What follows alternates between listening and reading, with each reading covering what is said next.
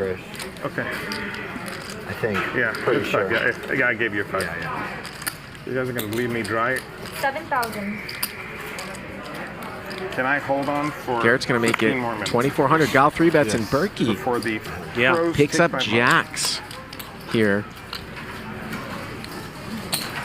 20,000. And there's the cold 4-bet. You know, you should just do whatever you want. Like, if you don't feel comfortable. No. I'm not going to do that. Just so you know, like. I'm not going to do that. It's fine. It's just, I get what you mean. No, I hear it. That's Garrett, what I'm saying. Like, the no class one cares act. if you don't want to play. Always. I was kind of being silly. Mostly kidding. I'm sure. Gal's going to get in there. So 43,000 here, 4-bet pot. It's a sick run, huh? Game's a lot of fun sometimes.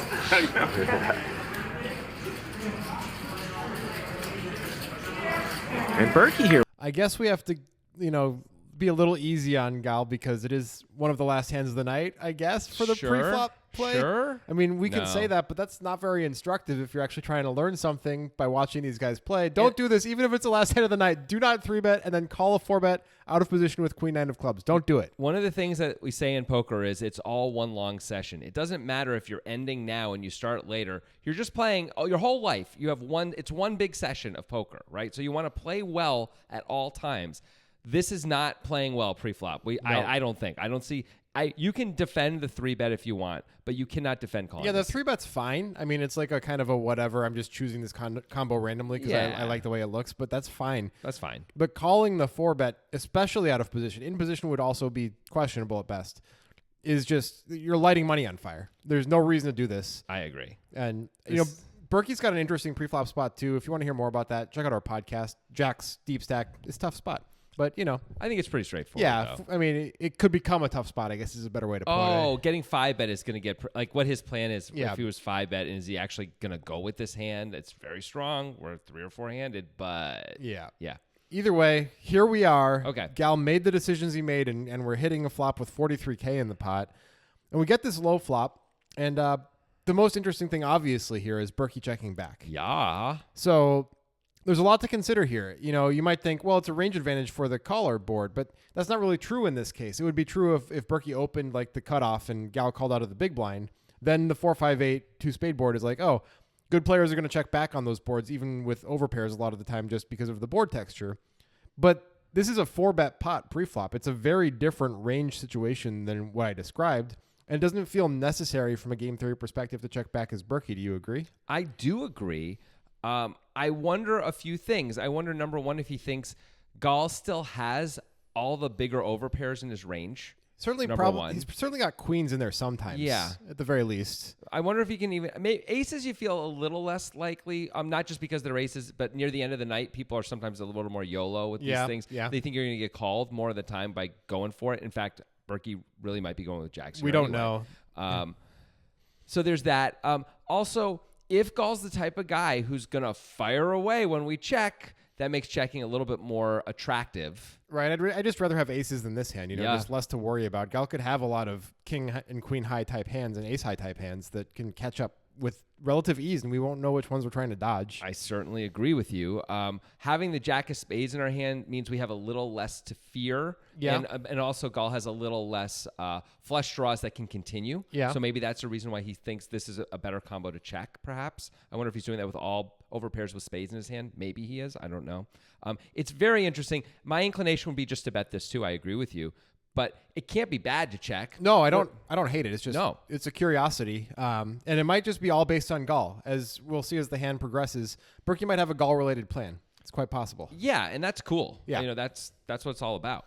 It's like the hokey pokey. Do you want to be all about the hokey pokey? Do it on Nitrogen Sports. And by the hokey pokey, I mean our monthly Poker Guys tournament, the automatic overlay tournament. Use the link in our pinned tweet when you sign up for Nitrogen to get access to this tournament that, as I said, has an automatic overlay, at least 40% of the prize pool, Jonathan. It's a beautiful thing. There's sports betting. There's casino games. You get paid in Bitcoin. It's 90 minutes to get your money out. Everything's working here. Get in there and get you some poker. Check back on the over. Yeah. With the overpair. Gal now turns a gutter to one of Berkey's jacks. He could also catch a queen. Yeah. He's going to start betting here. We've seen a fair amount of overpaired checkbacks from different players tonight. Gal going to go 25K, and obviously Berkey's going to continue as played.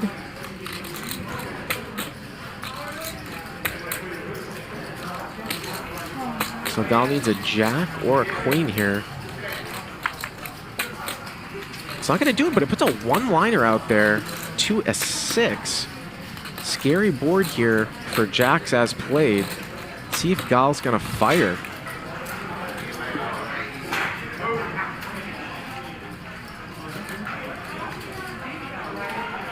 Uh-oh, He's SpaghettiOs.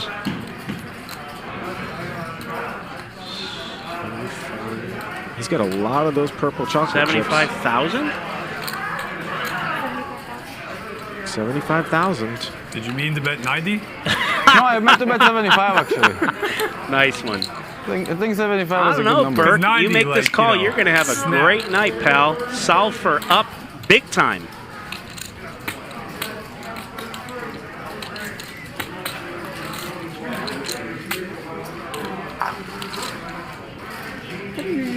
And this is a cold 4-bet by Berkey pre-flop. No, I said, how did you end up? Adding 1 minute. Oh, shit. That was a time shift. I thought he called. Time extension. Got to be careful with that. Yeah, you got to be really careful. I bit. Good thing I thought about it for a long time before making the wrong decision. Berkey with the jack of spades, which is slightly worse than if he didn't have the jack of spades here. That happened because I ended up with that. Well, what do you think he's going to do? I think it's coin flip, to be honest. I mean, he's getting 2 to 1, so he's get out Total. 1 out of 3 times. Total coin flip, and it's such a huge bet. Which is interesting because you wonder if Gal would ever take 2 pair for the sizing, so it could be polarizing here. Yeah, I'm leaning towards this money's going in. Man. Everybody in the live chat thinks that Berkey's going to call. Yeah, this is a tough-ass decision, but I'm going to tell you. 10 seconds. Solve for call this shit, Burke. You're going to have a good night. Use all those damn time banks. You don't need them. Can't cash them in. Obviously, he beats the 9x types of hands, which is what Gal has here. Gal was the 3-better, so, you know, how many 6x does Gal have? Obviously, Gal can have jack 9, but Berkey's got 2 jacks. It's just so in his range to have anything on that board. That's the only problem with a player like Gall. Although he did, credit. he did 3-bet Garrett though, so Yeah, to set it up yeah, that's true. Where are you going to find a 6 and a 3 in that? and defended to the 4-bet. What was your next question? Always Yeah, very, Berkey. very important to go back to pre-flop. You know, Oh, no. like, Oh, no. Oh! Ventures. I do Oh! stuff like that, but nothing Uh-oh. to yeah. Just Burke! Specifically, like, look for things that don't Well, involve he could be just trying to get a read here. Yeah, it could be. Well, he put him down. That's why when we like Easy. connected over like music and usually like a lot of successful people want to talk about Adding this. 1 Like, minute. Yeah, He's gonna use it. use Burke. another time Use it. extension. No reason not I to. never talk about this. yeah, no, of course I use it. It's like actively avoid the question of Gall praying in Hebrew. It's like the only river I inside. have to tank on. I would have snapped so many others. See? It's unlucky for one of us. Yep.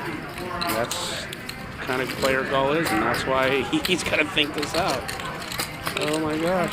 I mean, I figure he was gonna, he would. I feel like you're just going to show me the 10-7 of spades, and I'm going to cry. Yeah, no. How about the queen? Do you have nine of aces or clubs? kings? No, just jacks here. 10 seconds. Okay. Yes! Oh, and he gets the call in got there. it. 10-7 spades. Well, it's one long session, and Gal has less for the next piece of it now. Yeah. So end of the night, nice spot for Berkey. He's like, no matter what type of session you're having, to win a over 200K pot at the end of the night probably feels pretty damn nice. Yeah. So let's see if we think he did it right, and we Okay. think if Gal did it right. You know. So on the turn, the 10 of clubs comes. Of course, this is a card that you'd expect Gal to bet because he picks up equity. The jack is now a death card, obviously, on the river my for gosh. Berkey. I'm curious if Gal would bet a deuce. If he's just betting everything on the turn when Berkey checks back the flop. Maybe not an ace or a king. Maybe he doesn't bet those cards. Yeah, probably not an ace or a king. My guess is he's probably betting everything below a queen anyway. Yeah. Most of the time. And at least certainly no Broadway cards. Every non-Broadway card I think he is going to bet. I don't know, maybe even a jack he's going to check because of the nature of when Berkey checks back, he's going to have overs and gut shots or a pair almost always on any Broadway card, right? Who knows? But yeah, but either way, whether he's betting every other card or not, this is clearly a good card for him to bet, right? Of course. And of course, after checking back the flop, Berkey can't fold. No. But I think what's interesting to talk about is what is Gal's range currently made up of as far as equity denial and value. And I think it's something like if he has 6s and 7s, which I guess he probably does based on having queen 9 of clubs. A lot of the time. He's probably got 6s plus for equity denial. Definitely 6s, 7s, 9s. His value is clearly sets. 8s and 10s make the most sense. I guess he could have 6, 7 suited, but I don't know if Berkey's thinking that. Yeah, of course he has spades also. Yeah, which is not equity denial or value, just a semi-bluff. But yeah, but that's certainly part of his range. And of course, he just has random bluffs. But I'm trying to think from Berkey's perspective about what Gal's range of feeling okay about his hand is, his equity denial and his value, so that we can reevaluate it on the river. Yeah. Which is the 7 of diamonds. It makes a 4-liner to a straight. Hello. Now, Gal shouldn't have too many 6s, neither should Berkey. It's really just pocket 6s or 6, 7 suited if you give him those hands as Berkey, right? Knowing what we know, seeing the queen 9 in our face right here, we can give him those hands. But as Berkey, I don't know why we necessarily would think there's a lot of those hands populating his range. I wouldn't think that. I agree. Not necessarily those hands. But Gal, forgetting about sizing for a second, which we're going to get into, can tell a reasonable story of value here, right? Like he can have sets that were flopped. If he has 4s and 5s, he definitely can have those. He can have sets of 8s. He can have a set of 10s. Yeah. As we know, he can have 10-8 suited. I don't know if Berkey believes that he could have 10-8 suited or 7-8 suited. I think Gal could have those hands. It seems like he could. I don't know if he can have 4s and 5s or not. Even showing up with the queen 9 of clubs. I don't know if he can have 6s or 7s or not. Yeah. But yes, these are all the hands that at least are possible. Right. So at least he's telling a story that is reasonable enough. Like I can have some strong value here. No question. And strong value could bet big. Right. Like really it could. So the next piece of it then from Berkey's perspective is, okay, my opponent's telling a reasonable story. He can have bluffs, sure. So I have to think of what hands I'm calling with because I have to call with some things and fold some things. Yeah. When we did this on our podcast, we kind of found that jacks with the jack of spades falls pretty low in Berkey's distribution that he gets here this way with, right? I mean, this is a pretty terrible hand to call with once we step out of all the situational stuff, which we're about to get into. Which we'll get into that in a really second. Balances it and makes it maybe a good hand to call with again, or maybe it's a reasonable call. But from just a straight up distribution point of view, like you were saying on the podcast, you think you'd rather call with 2 9s without a spade than have this hand because we're blocking spades. We block queen jack, which we think is way more likely than jack 9. Like blocking the nuts may not matter. Right. We wouldn't necessarily think Gal can have that. We see he can. He definitely can, but we wouldn't necessarily know that. We would definitely put queen jack suited in his range. Yes. And we block that heavily, and that's the type of hand that turned a gut shot with 2 overs and absolutely might take this line. Yep. We don't want to block that hand. We obviously don't want to block spades. Right. And then we have the smallest overpair. So all of these things lead to this being pretty low in our distribution. Yeah. And, and so not surprisingly, Berkey goes into the tank because the other part of it is getting into the situational stuff here. He's underrepped his hand by checking back the flop for sure.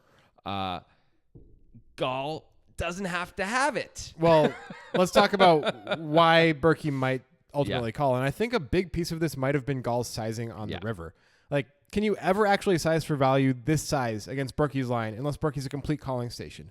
I mean, it's really hard to do that, right? Because you would think that Berkey's going to fold a lot of his one pair hands that make sense for him to get here with. And of course, he can have some overpairs that maybe he's going to hero with like this. But generally, if you're Gal, you might sit there and think, well, what's the best hand Berkey has most of the time? It's like ace 10, right? Ace 10 is going to really struggle to call here. It's a better hand to call with than jacks, by the way. Yeah, because for all the blocker reasons. You block the set, you block some of the 2 pairs, right?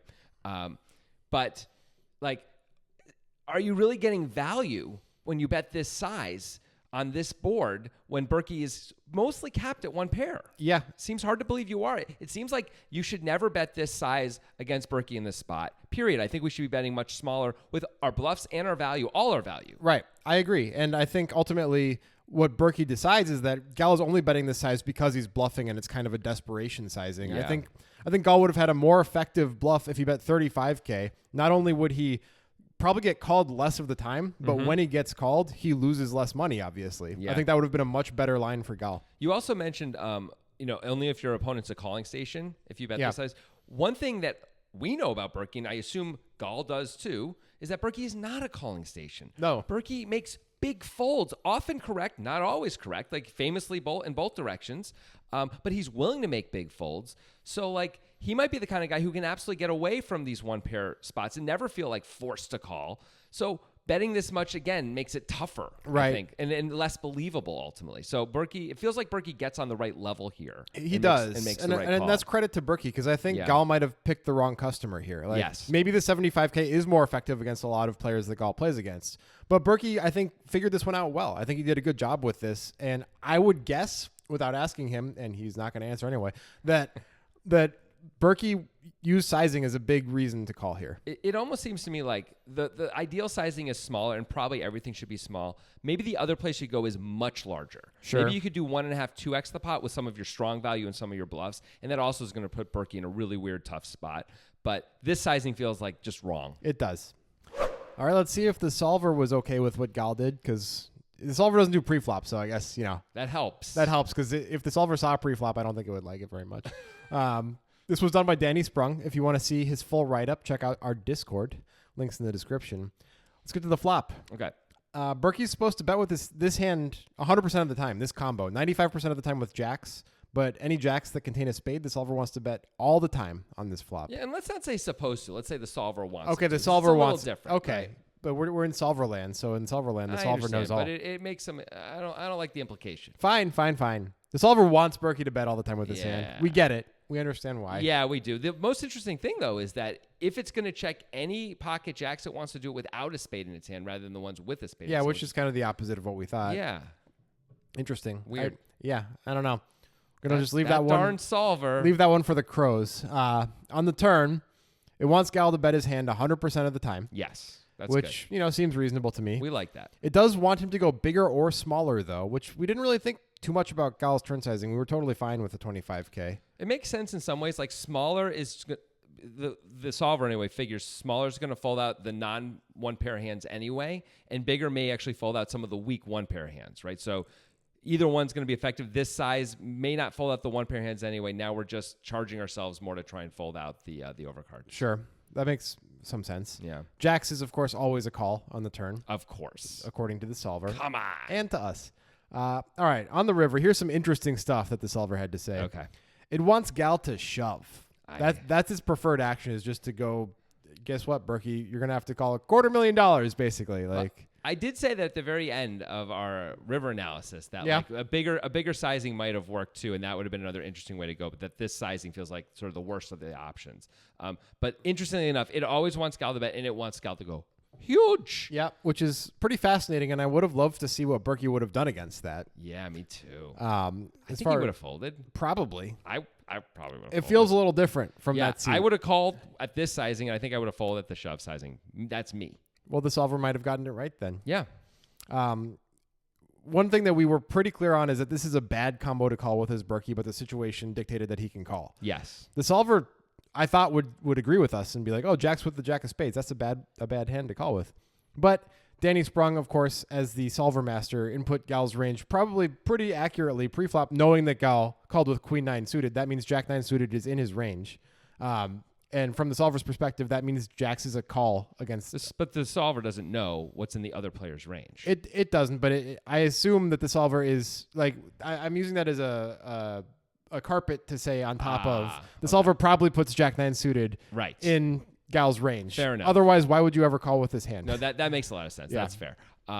It feels like this is as Danny likes to say, a pure call. I mean, like you're calling 100% with this hand on this sizing, and also on the big sizing. On a shove, yeah. You're just always calling with this hand, it thinks. And I think the solver's thinking anyway is once you get to this big, once you're at 75K or more, any amount more, you're polarizing yourself to such an extent that the nuts is in play, and straights are really what's in play, and top set is in play and stuff like that. and having a hand that blocks the nuts is amazing. Right. Whereas if we were actually in Berkey's seat, we might not assume that Gall even has Jack 9 suited in his range, which means this blocks a more reasonable hand of Queen Jack. Yes. Which, if the solver was thinking that way, I would assume it would want to fold. Yeah, but if now we can say, oh, Jack 9 is in his range and Queen 9 is in his range, we block Jack 9, which we'd want to do. We don't block Queen 9, which we wouldn't want to do. That's really good for us. Yeah. That's fabulous because he'd be most likely to bluff with a 9, right? That would be one of the, or a Jack, of course. Those would be, so that's pretty good. So Solver had a lot to say. We had a lot to say. We were not fans. It's mostly, I think, of the pre-flop call of the 4-bet, right? I think that was the thing we were sort of most critical of. That was definitely the biggest mistake in the hand. I don't think. There it is. It's tough to argue that. I don't know how to argue that. Yeah. Everything else, I think, is at least defensible that happens. If not even, we completely agree with most of the decisions. Yeah. Solver does not always agree with what we had to say, though, and in fact, thinks Berkey should always be betting the flop. Thinks Gall should be betting. Like we weren't even necessarily thinking Gall should always be shoving the river or betting the river. I think Gall should be giving up sometimes too. It's like, not only should you go for it, you should go for it like James Bond, baby, and put your car keys in there, you know? So what do you guys think? Do you want Gall to shove the river? Do you think that it's defensible to play this hand pre-flop for the 4-bet out of position against Matt Berkey? Is that a good idea? We don't think so, but maybe you do. Let us know in the comments what you think. I would be surprised if somebody could defend that well. If they did, they should do it on Discord. We're going to create a thread for this hand on Discord. The link is in the description of this video. We have a lot of fun on there. We'll see you there.